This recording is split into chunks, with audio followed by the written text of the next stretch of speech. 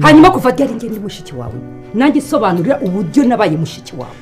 narakubwiye guhera ku munsi wa mbere tuzuza kuza muri ubu rugo ndakubwira witwararike ibintu ibyo ari byo byose ubona hariya ntagire ikintu na kimwe gituma utakaza umurongo w'ibyo ugomba gukora. Witwararike ikintu cyose kigende ku murongo ugira aho ugarukira, witwararike ugende neza kugira ngo ukunde ujye mu rukundo na nyokobuje.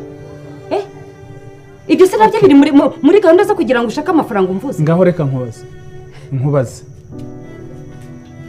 usibye ibyo uvuga iyo nza kuba mfite iyo gahunda yo kuza kujya mu rukundo na mabuja nari kukwirirwa nkubwira ngo uze ahangaha. Hanyuma kandi yabikubwiye ko agukunda none se baramubeshye ngo ndi mushiki wawe gutubeshya ko njye mvukana nawe maze gutubeshya ko njye mvukana nawe ariko sobanurira neza. Wisakuze reka nkubaze reka utarambira isobanuro njye ndi mushiki wawe. Reka nkusobanurire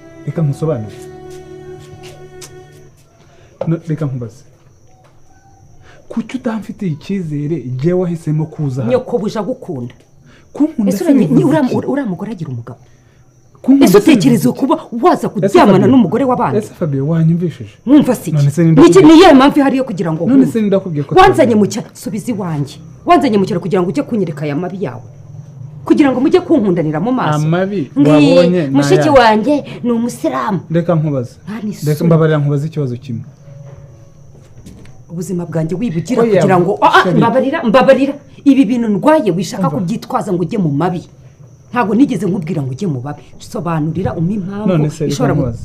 Reka mbanze nkubaze basi ese kuki udashobora no gufata iminota 2 byonyine ngo unyumve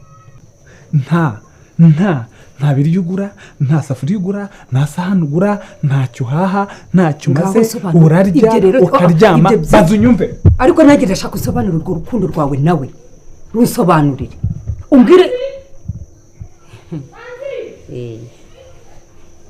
genda ujye Mabusha genda upfumbate umugore.